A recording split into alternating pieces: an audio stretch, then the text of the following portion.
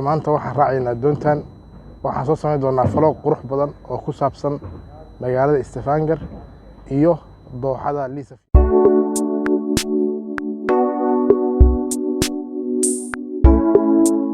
Assalaamu calaykum waraxmatullaahi wabarakaatuh. daawadayaal kusoo dhawaada muuqaal cusub oo vlog ah oo aan ka soo diyaarinayo magaalada Stavanger, magaalada afraad ee ugu weyn waddanka Norway, isla markaana ku taalla koonfur galbeed ee waddanka Norway oo magaalo ay ku nool yihiin ilaa 130 qof.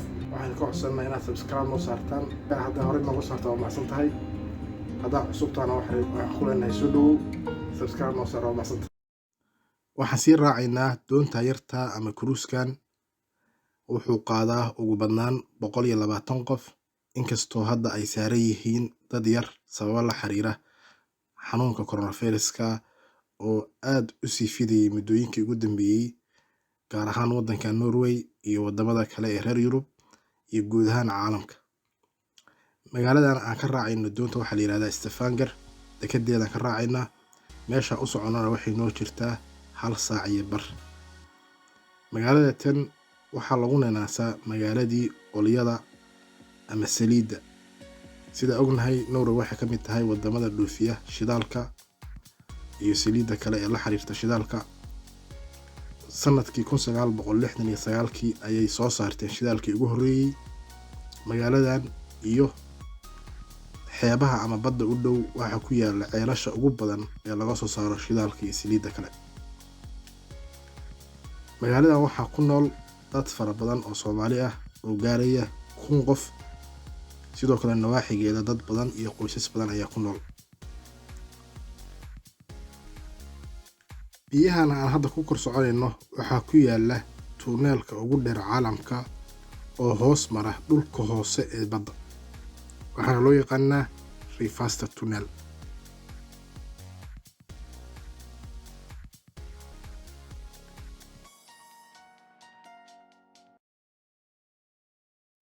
hadda waxaan soo gaarnay dooxada weyn ee Liisa oo ka mid ah dooxooyinka waddankan kuwooda ugu waaweyn.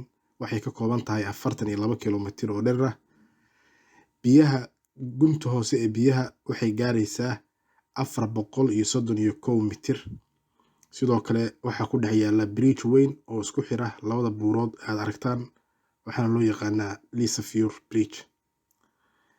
Norway waxa ay guud ahaanba ay leedahay dooxooyin waaweyn oo gaaraya 1000 dooxooyin.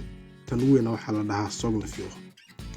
maadaama aad maqasheen inuu caalamku 70% ay biyo kaliya ay yihiin, 30 kale soo harana ay dadku ay degan yihiin. laakiin Norway sidaas oo kale 70% waa buurahaas iyo biyahaas aad aragtaan, 30 kaliya ayay dadku degan yihiin. weliba inta ugu badan waxay degan yihiin dhulka xeebaha ah, gaar ahaan qaybta bari ee waddanka ay ku taalla magaalada caasimadda ee Oslo.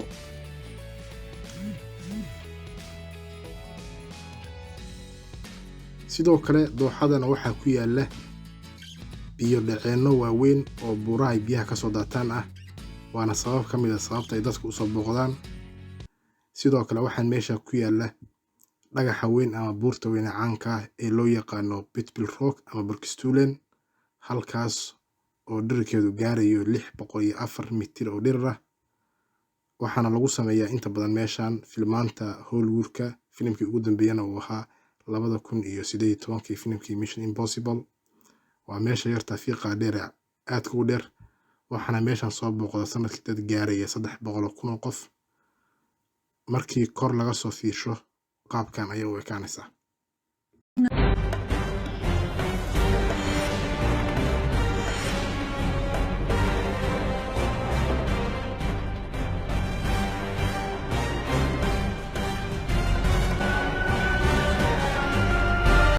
markii ugu dambeysay aan fuulo buurtaas, meesha calaamadda aan ku muujiyay waxay ahayd 2014, waxaana ku qaadanaysaa muddo 3 saacadood.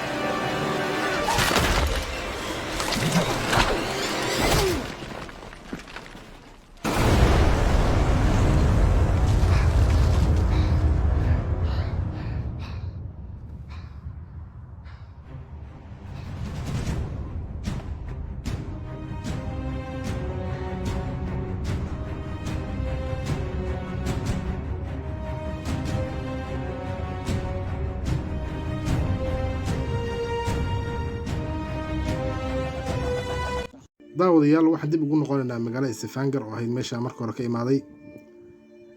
waa muuqaalkii ugu horeeyay oo travel vlog aan soo geliyay channelkan magaciisa ayaan ka bedelay waxaan ka dhigay magacayga caadiga Cabdiraxmaan Travel and Vlog. fadlan subscribe noo saara intaan video kale ku doono waxaan ka tagaynaa. Assalaamu calaykum waraxmatullaahi wabarakaatuh.